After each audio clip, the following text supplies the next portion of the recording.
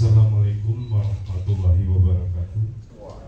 Salam sejahtera bagi kita semua. Om Swastiastu, Namo Buddhaya, salam kebajikan. Pembunuh massal itu adalah seorang desainer. Selamat pagi para wisudawan dan orang tua wali yang berbahagia, tamu undangan, Bapak dan Ibu dosen serta hadirin semua. Pada hari yang istimewa ini saya mengajak kita semua untuk melihat kembali peran penting yang dimainkan oleh seorang desainer dalam kehidupan kita sehari-hari. Mereka yang berkecimpung dalam dunia desain seringkali dituntut kreativitasnya, kemampuannya dalam memecahkan masalah dan merumuskan menjadi sebuah ide desain. Seorang desainer akan menjadi seorang yang sangat dibutuhkan dalam setiap peradaban manusia. Di sisi lain, kita perlu menyadari bahwa desainer juga memiliki tanggung jawab yang besar terhadap keberlangsungan bumi ini. Desain yang salah dan tidak bertanggung jawab dan berfokus hanya pada kepentingan jangka pendek dapat mengakibatkan bencana ekologis dan sosial. Dengan kata lain, desainer, baik disadari atau tidak, dapat menjadi pembunuh massal ketika karya-karyanya menyebabkan kehancuran alam dan mengancam kehidupan manusia. Dalam kesempatan ini, saya akan menjelaskan berbagai bidang desain seperti desain arsitektur, interior, mode, dan komunikasi visual yang telah memberikan kontribusi signifikan terhadap kerusakan lingkungan. Paparan ini juga akan memberikan contoh spesifik dari berbagai karya yang membahayakan alam dan manusia, serta menawarkan solusi bagaimana desain bisa menjadi lebih berkelanjutan dan bertanggung jawab. Desain dan lingkungan merupakan hubungan yang kompleks. Desain pada intinya adalah sebuah proses yang memungkinkan kita untuk mengubah ide-ide menjadi kenyataan. Kita semua hidup dalam dunia yang dibentuk oleh desain. Setiap produk yang kita gunakan, setiap bangunan yang kita masuki, hingga setiap komunikasi yang visual kita lihat, semuanya adalah hasil dari proses desain. Namun seringkali proses desain ini tidak mempertimbangkan dampak jangka panjang terhadap alam dan manusia. Banyak desainer, terutama dalam era industri modern, telah menciptakan produk dan infrastruktur yang pada akhirnya mempercepat degradasi lingkungan. Desain yang semula bertujuan memecahkan masalah manusia ternyata menimbulkan masalah baru. Saya akan mulai dengan melihat dampak yang dihasilkan oleh beberapa bidang desain secara terperinci. Yang pertama, desain busana dan fast fashion. Sebagai contoh pertama, mari kita lihat dunia busana, khususnya fast fashion, di mana para desainer bertanggung jawab atas terciptanya tren mode yang cepat berganti. Fast fashion menciptakan dorongan konsumsi berlebihan dengan menawarkan pakaian murah yang seringkali dibuat dengan bahan-bahan yang berkualitas rendah, seperti polyester yang memerlukan waktu ratusan tahun untuk terurai. Proses produksinya pun seringkali tidak ramah lingkungan, menggunakan bahan kimia berbahaya dan memerlukan air dalam jumlah yang besar. Seperti contoh, produksi satu kaos katun membutuhkan 2.700 liter air, jumlah yang cukup untuk memenuhi kebutuhan air minum seseorang dalam 2 tahun. Tidak hanya itu, fast fashion juga menghasilkan limbah tekstil yang sangat besar. Menurut data, sekitar 85% pakaian yang diproduksi setiap tahun berakhir di tempat pembuangan akhir atau dibakar.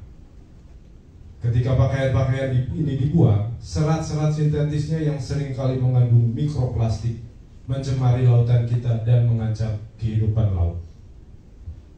Desainer yang bekerja di industri ini, apakah sadar atau tidak, telah ikut berkontribusi terhadap krisis lingkungan global. Mereka menciptakan desain-desain pakaian yang tidak dirancang untuk bertahan lama, tetapi hanya untuk mengikuti tren yang cepat berlalu. Hasilnya, timbunan sampah tekstil, pencemaran air, dan dampak negatif lainnya terhadap alam. Yang kedua, arsitektur dan konstruksi yang tidak berkelanjutan. Kesalahan desainer terjadi pula pada dunia arsitektur. Arsitektur modern seringkali lebih mementingkan estetika dan efisiensi ruang daripada keberlanjutan lingkungan. Pembangunan gedung pencakar langit dan infrastruktur perkotaan yang tidak berkelanjutan menghabiskan banyak sumber daya alam dan energi.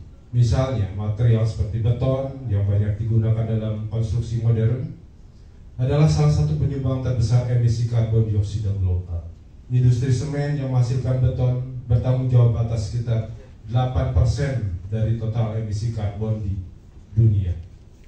Sebagai contoh, kota-kota besar seperti Jakarta, Dubai, Shanghai dipenuhi dengan gedung-gedung pencakar langit yang dibangun dengan menggunakan bahan-bahan tak ramah lingkungan. Bangunan-bangunan ini juga membutuhkan energi dalam jumlah besar untuk pemanasan dan pendinginan, yang seringkali masih menggunakan energi berbasis bahan bakar fosil. Akibatnya, kota-kota ini menjadi sumber utama polusi udara dan perubahan iklim.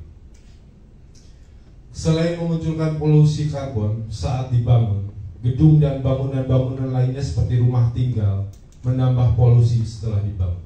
Hal ini timbul karena penggunaan energi listrik yang begitu besar, sehingga membutuhkan daya pasok yang besar. Listrik di Indonesia masih memakai energi fosil, di mana pembakaran ini meninggalkan polusi karbon yang lebih besar dari mobil-mobil atau kendaraan di jalan raya. Namun masalah tidak berhenti di sini. Proyek-proyek arsitektur yang merusak lingkungan seringkali mengabaikan ekosistem lokal. Pembangunan besar-besaran di area hutan atau lahan basah telah menyebabkan kerusakan ekosistem yang tak tergantikan, mengakibatkan kepunahan spesies, erosi tanah, dan meningkatkan risiko bencana alam seperti banjir. Pembangunan di lahan miring perbukitan juga mereduksi daya tahan terhadap air hujan, sehingga mengurangi simpanan air tanah untuk musim kemarau. Yang ketiga, saya membahas desain interior, tren material, dan limbah. Dalam dunia perancangan interior, banyak desainer interior menggunakan bahan-bahan yang tidak berkelanjutan dalam karya mereka. Sebagai contoh, marmer, kayu eksotis, dan kulit sering digunakan sebagai elemen estetika untuk meningkatkan nilai ruang. Namun, produksi-produksi bahan-bahan ini seringkali berkontribusi terhadap perusakan lingkungan, penebangan liar untuk memenuhi permintaan kayu eksotis telah menghancurkan hutan-hutan tropis di seluruh dunia. Begitu pula, marmer adalah bahan yang membutuhkan ekstraksi besar-besaran dan merusak ekosistem setempat. Selain itu, desain interior saat ini berfokus pada tren jangka pendek yang mendorong renovasi dan pembelian baru yang cepat. Ketika tren bergeser, furnitur dan bahan-bahan lama dibuang dan diganti dengan yang baru, menciptakan lebih banyak limbah. Sebagai contoh, furnitur berbahan dasar MDF, medium density fireboard, dan plastik seringkali digunakan dalam desain interior karena biayanya yang murah. Namun bahan ini sangat sulit untuk didaur ulang dan akhirnya menambah volume sampah yang tidak terurai. Yang keempat, desain komunikasi visual dan krisis konsumsi.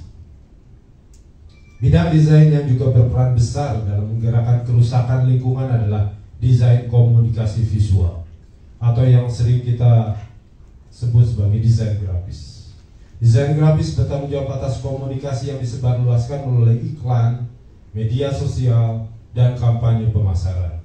Dalam banyak kasus, mereka menciptakan strategi visual yang bertujuan mendorong konsumsi berlebihan.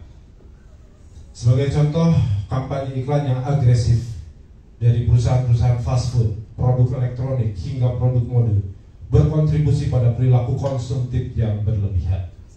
Melalui desain visual yang menarik, konsumen didorong untuk terus membeli produk yang mungkin sebenarnya tidak mereka butuhkan.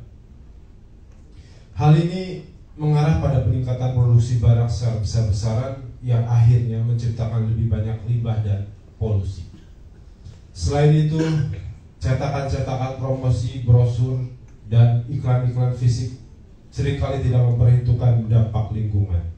Kertas dan tinta yang digunakan dalam jumlah besar untuk mencetak materi iklan menyumbang deforestasi dan pencemaran air.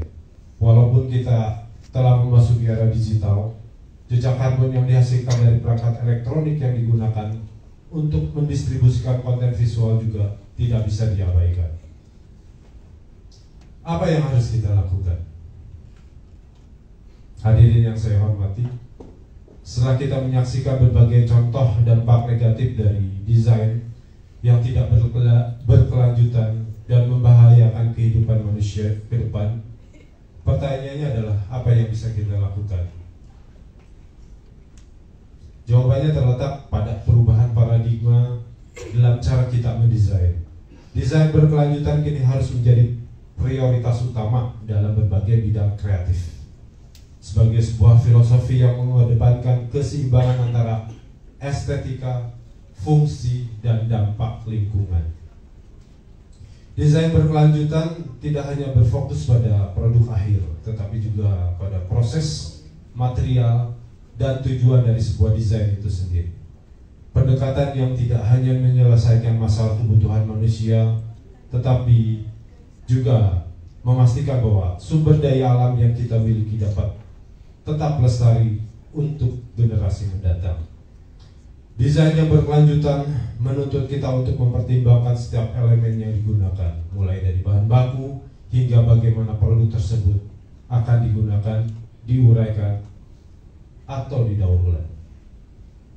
Desainer dari berbagai bidang, mulai dari mode, arsitektur, desain komunikasi visual, hingga desain interior, harus mengambil langkah-langkah konkret untuk mempertimbangkan dampak jangka panjang dari keputusan desain yang mereka buat. Dalam industri mode misalnya, para desainer harus berpikir lebih kritis tentang sumber bahan tekstil, proses produksinya, dan bagaimana produk tersebut akan dikelola setelah tidak lagi dipakai. Menggunakan bahan-bahan alami dan daur ulang, merancang pakaian yang lebih tahan lama, dan mendorong siklus penggunaan yang lebih panjang adalah beberapa langkah yang dapat diambil untuk mengurangi dampak negatif industri mode terhadap lingkungan. Dalam bidang arsitektur, pergeseran menuju desain berkelanjutan semakin terlihat. Semakin banyaknya desainer yang memilih bahan-bahan alami dan lokal. Penggunaan kayu yang dikelola secara berkelanjutan, bambu dan batu lokal, dapat mengurangi jejak karbon yang dihasilkan dari pengiriman material dari jarak yang jauh.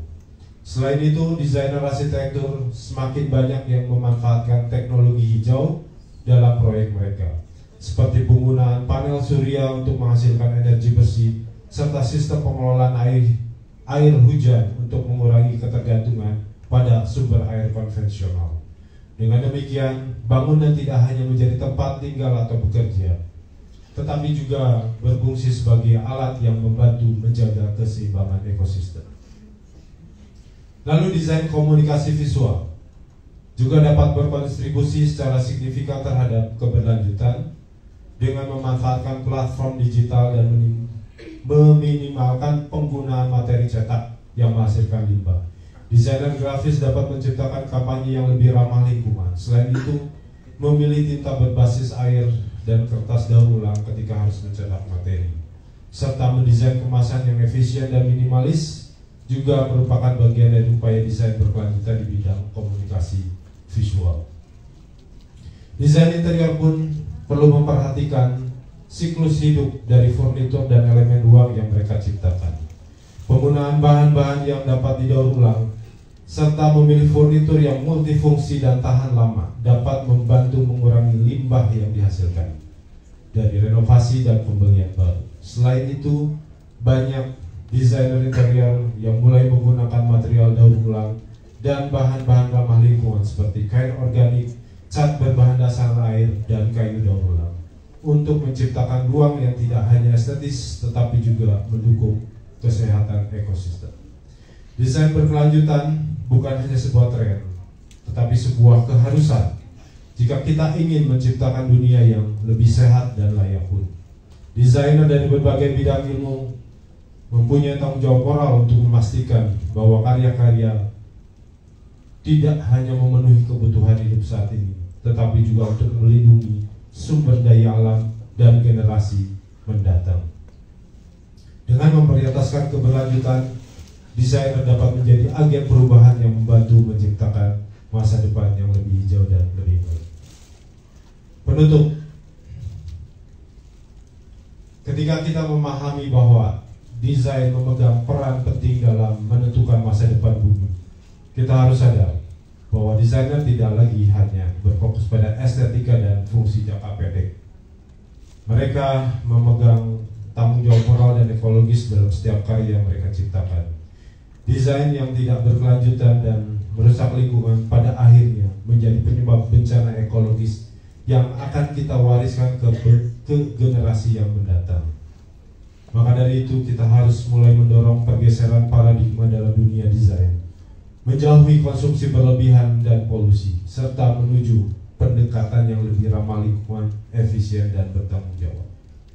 Dunia desain adalah dunia yang kreatif dan inovatif, dan saya percaya bahwa para desainer mampu menggunakan kecerdasan dan imajinasinya untuk menciptakan solusi yang menguntungkan bagi manusia dan alam sekaligus. Jika kita memanfaatkan kekuatan desain untuk kebaikan, maka desainer yang sebelumnya berpotensi menjadi pembunuh massal dapat berubah menjadi pelindung kehidupan, pencipta harmoni antara manusia dan alam. Terima kasih. Wassalamualaikum warahmatullahi wabarakatuh.